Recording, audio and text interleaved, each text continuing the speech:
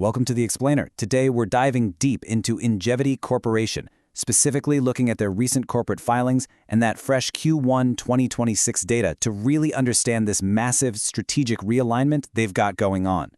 Now, if you follow specialty chemicals, you know it's been a pretty turbulent couple of years. But right now, Ingevity is executing what looks like a textbook corporate restructuring.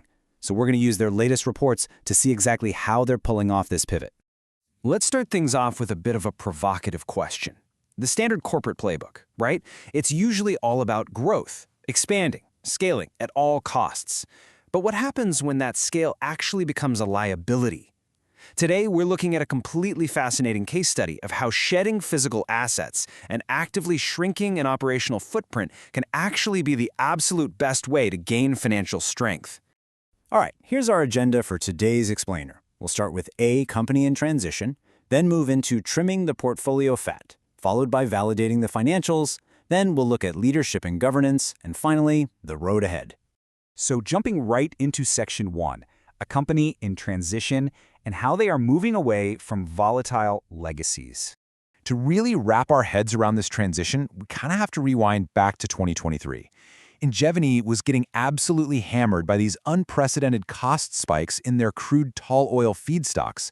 It was severely dragging down their performance chemicals segment. So in 2025 and stretching into early 2026, management woke up and realized, look, we can't just white-knuckle our way through the storm. They needed a fundamental change. This wasn't just about, trimming a few expenses around the edges. It was a strict mandate to completely exit these highly cyclical markets to ensure they actually had long-term stability. That brings us to Section 2, trimming the portfolio fat, which is their strategic solution to all that past volatility. It's honestly fascinating to look at exactly what they decided to keep and what they just threw straight overboard. On January 1, 2026, they officially closed the sale of their North Charleston crude tall oil refinery along with the bulk of their industrial specialties product line. Boom. Just like that, they essentially wiped out their exposure to those crazy volatile feedstock costs. And by dumping those, and they're also exploring sales for some other segments by the way, they're placing a massive concentrated bet on their core focus, performance materials and pavement technologies. It's a total 180 from a cyclical model to a really streamlined high-margin portfolio. Now, one of those core pillars they held on to is pavement technologies. And you might be thinking, well, this segment is only expected to contribute about 15% of total EBITDA over the forecast period. But it provides absolutely crucial diversification. They're targeting EBITDA margins in the mid to high teens here, and that is mostly driven by the whole industry shifting toward warm mix asphalt products. By leaning hard into this, Ingevity is perfectly positioned to just soak up the benefits from all that sustained government infrastructure spending. All right, Section 3, validating the financials. Let's look for the proof of a successful realignment. I love this chart because it shows that even during a period of just massive corporate maneuvering, their stability has been totally rock solid. Look at the net debt ratio. It has held perfectly steady at 2.6x over the last 3 quarters, right through Q1 2026. How? Because the sales proceeds from all those divestitures we just talked about perfectly offset their working capital usage and their share repurchases. It's a really clear sign of a meticulously managed transition that keeps them right within striking distance of their 2.0x to 2.5x target leverage range. But let's be real, the absolute star of the financial show here is their performance materials segment. And we don't just have to take their word for it. We can look at some objective third-party validation from Fitch Ratings, who actually just affirmed Ingevity's BB rating back in January. Fitch explicitly called out that Ingevity expects this specific segment to sustain margins above 50%. Guys, in the specialty chemical sector, 50% is massive. Thanks to their tech advantages and really deeply entrenched customer relationships, Ingevity is operating in a completely different universe of profitability compared to their peers who are stuck down in the teens. Which leads us to this staggering figure, $1 billion. That is the amount of deployable cash Ingevity expects to generate over just the next 2 years. Because those one-time cash outflows from the big restructuring are largely in the rearview mirror now, they expect annual free cash flow to soar above $150 million. You combine that with the proceeds from their divestitures, and suddenly they have a massive war chest sitting right there at their disposal. So, the big question, what are they actually doing with that $1 billion?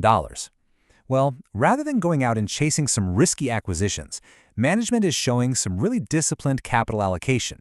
They're aggressively returning value straight to the shareholders. Just in Q1 2026 alone, they bought back $52 million in shares. and that's on top of a $56 million buyback they did in 2025. With a stated plan to do at least $300 million in total share repurchases over the next couple of years, management is sending a very loud, very clear signal to the market. They firmly believe this newly streamlined company is severely undervalued. Okay, moving on to Section 4, Leadership and Governance, the team driving the next chapter. Look, running a leaner, meaner company requires a leadership team that is perfectly aligned with that new mandate. And we've seen a pretty comprehensive refresh at the top to make sure that happens. We've got David Lee stepping in as CEO, Bruce Hoppner taking over as board chair, and a newly announced CFO, Philip Platt, taking the reins right around now in May 2026. But honestly, the absolute biggest takeaway here is the incentive structure. Their executive compensation is directly tied to total shareholder return and cumulative EBITDA. Payouts are actually capped if the absolute return goes negative, meaning the executives only win if we, the shareholders, win. And finally, Section 5, the road ahead. Let's talk about the big opportunities and, yeah, the looming threats. Right now, the biggest immediate tailwind for Ingevity simply comes down to regulations. That 50% margin performance materials segment we are raving about, it relies heavily on global regulations for gasoline vapor emissions. As the US, Canada, and all these international markets continue to crack down and tighten their environmental standards, auto manufacturers are essentially forced to buy what Ingevity is selling. They don't have a choice, and that provides an incredibly reliable locked-in revenue stream for the near to medium term. But I want to leave you with this final, somewhat provocative thought. As brilliant as this whole restructuring has been, the absolute core of Ingevity's profitability is still deeply tied to the internal combustion engine. And as the global automotive industry inevitably marches toward electric vehicles, which, let's remember, do not have gasoline vapor emissions, that core market is naturally going to shrink. So here's the question. Will the massive cash generation they pull in over the next few years give Ingevity the runway it needs to innovate or maybe acquire its way into an EV future? Or are we just watching a highly profitable, totally brilliant way of managing a long-term decline? It is literally the multi-billion-dollar question, and it makes this company an absolutely fascinating one to watch.